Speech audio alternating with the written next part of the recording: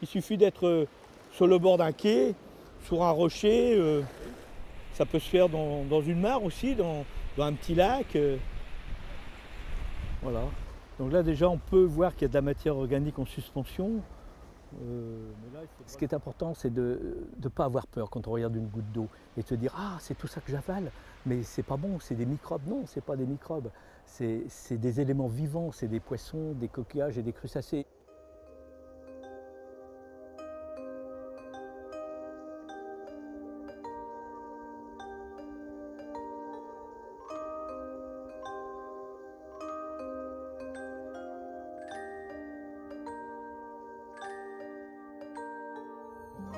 L'histoire du plancton commence il y a longtemps, très longtemps.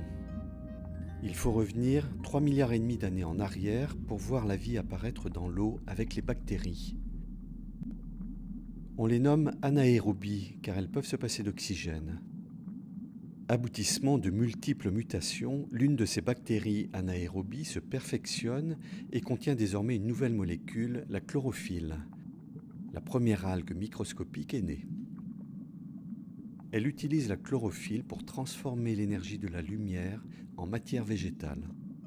Ainsi, grâce à un processus de photosynthèse, cette microalgue produit l'oxygène qui révolutionnera la planète.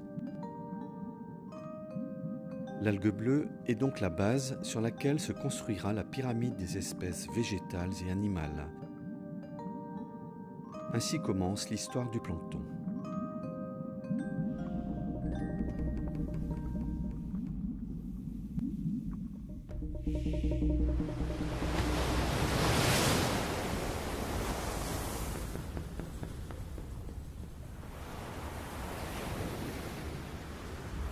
De nos jours, le plancton se trouve partout, dans les eaux salées, douces ou saumâtres.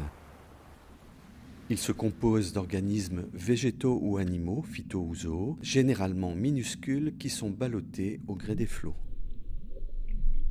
Même s'ils sont capables de mouvements limités, ils ne peuvent se déplacer à contre-courant.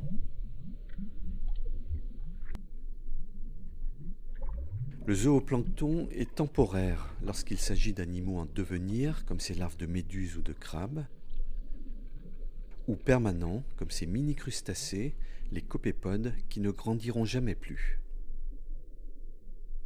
Le zooplancton joue un rôle essentiel parce ce sont les animaux qui font passer du monde végétal, planctonique, au monde animal des poissons et des crustacés.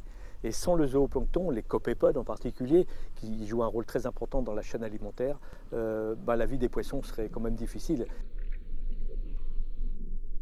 Présent sur toutes les mers du monde, le plancton regroupe des milliers d'espèces. Sa diversité est source d'équilibre écologique des océans. Pourquoi la biodiversité du plancton est importante? Plus vous avez une communauté phytoplanctonique diversifiée, plus cette communauté va être capable de produire de la biomasse, des lipides qui vont pouvoir être transférés vers les maillons trophiques supérieurs. À l'échelle de notre planète, le rôle du phytoplancton dans les échanges atmosphère-océan est essentiel. Les algues microscopiques, présentes dans les eaux marines de surface, fixent du dioxyde de carbone par photosynthèse. Ensuite, lorsque les algues meurent, la matière organique sédimente en profondeur. Cette pompe biologique permet donc le transfert du gaz carbonique atmosphérique vers l'océan profond via le cycle du carbone. Le phytoplancton en particulier fixe à peu près autant de carbone annuellement que l'ensemble de la biosphère végétale terrestre.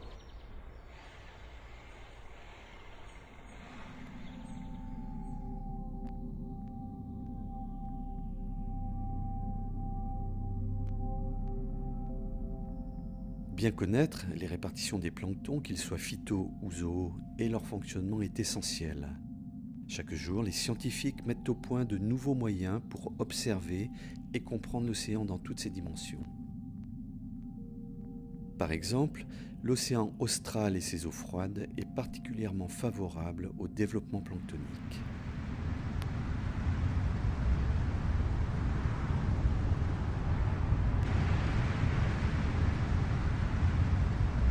Quand quand on rentre dans les océans du Sud et puis après quand on y passe, il y a une grosse houle qui est permanente. Par contre, comme on est très bas sur l'eau et puis que dans ces endroits-là il fait souvent pas beau ou très venté, donc l'eau elle passe sur le pont. Donc, et puis tout ce qui est présent dans l'eau finit par être piégé par les sacs à bout, par tout ce qui peut filtrer. Et c'est comme si le bateau fait épuisette, quoi. Et puis là on a du krill partout, quoi. Regroupés en essaims immenses et grouillants, ces crevettes pélagiques se nourrissent directement de phytoplancton. Représentant plus de 500 millions de tonnes de matière vivante, la masse du krill surpasse probablement celle de tous les humains réunis. D'autres régions sont remarquables, avec des eaux particulièrement productives. À l'origine de cette richesse biologique, le phénomène d'upwelling. De forts vents côtiers combinés au relief sous-marin poussent les eaux chaudes de surface loin des côtes, faisant ainsi remonter des profondeurs des eaux froides riches en éléments nutritifs.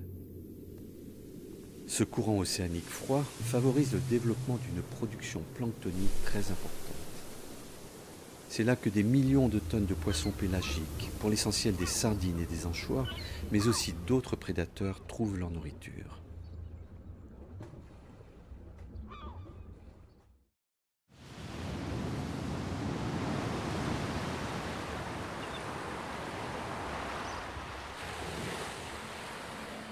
D'une façon générale, on trouve une grande richesse et une grande diversité de plancton dans les zones côtières grâce au mélange des eaux marines et continentales. La qualité du plancton dans nos estuaires dépend de la qualité du vivant des sols, grâce justement à ces micro-organismes qui vont digérer dans les sols tous les éléments nutritifs et qui vont transmettre ça par l'érosion. Et on peut dire donc que la terre nourrit la mer. Dans ces zones côtières, dans les baies ou les estuaires, les hommes mettent à profit cette richesse naturelle en phytoplancton pour développer des activités d'aquaculture, par exemple.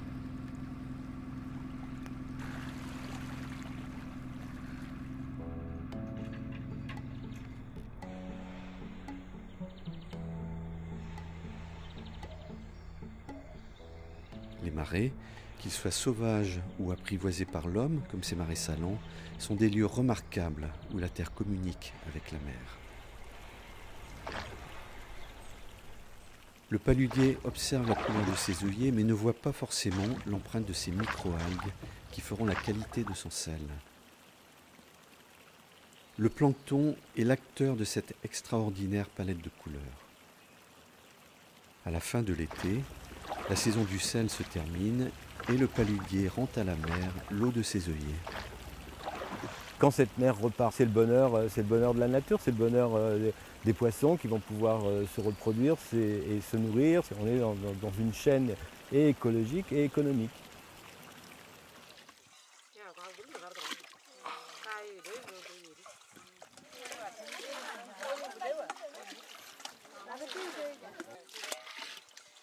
Autre lieu, autre tradition, loin des eaux marines, au cœur du continent africain, un plancton végétal est connu et exploité depuis des millénaires.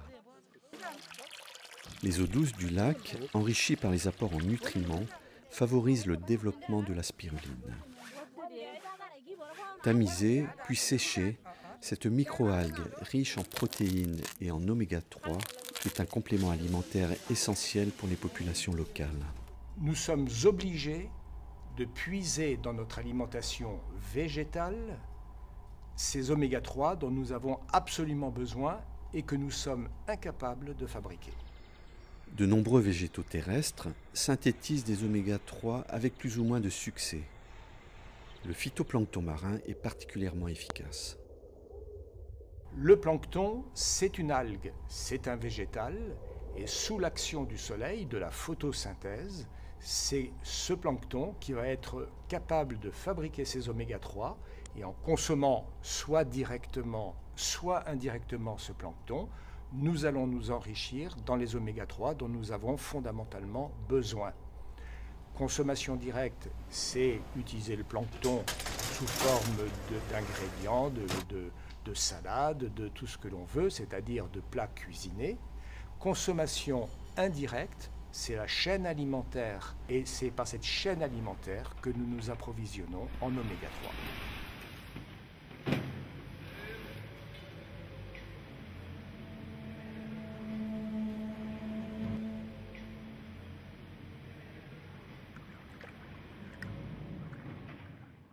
Loin de ces considérations alimentaires, le plancton intéresse aujourd'hui la recherche et l'industrie. Les algues microscopiques jouent un rôle important dans de nombreux domaines.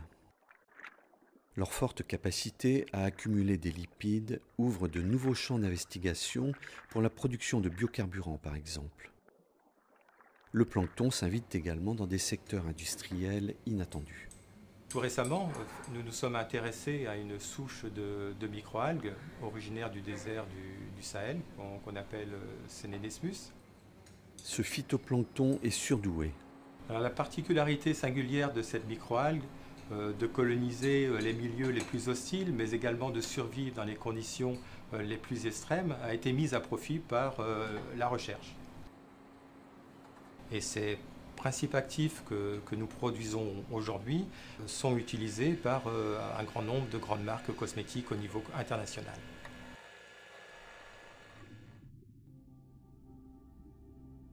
Alors que le chercheur et l'industriel s'emparent du plancton, pénètrent son intimité et tentent de l'apprivoiser pour mieux l'exploiter, beaucoup de choses restent à découvrir à l'échelle des océans.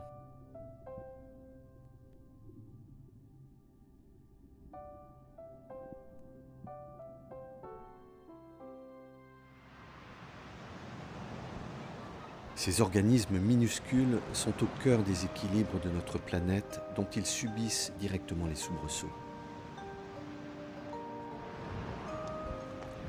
Alors, les organismes planctoniques sont soumis à des perturbations telles que le changement climatique, l'acidification des océans, et ces perturbations, notamment le changement climatique, induit des migrations d'espèces depuis les zones subtropicales vers des zones tempérées. De telles migrations ont des conséquences immédiates sur les pêcheries. Mais d'une façon plus générale, la survie de nombreux organismes pourrait être sérieusement mise en cause. Et s'ils étaient amenés à disparaître, nous ne savons pas quel serait l'effet sur le fonctionnement et l'équilibre de leurs écosystèmes. Pourquoi le plancton? Pourquoi est-ce qu'il faut faire des choses? Qu'est-ce qu'on fait en ce moment avec le plancton? Quels sont tous les enjeux du plancton? Parce qu'on a parlé effectivement de l'alimentation, mais il y a aussi justement les échanges chimiques, etc. Le fait que le plancton soutient l'existence même de notre atmosphère par les échanges qui se font, etc.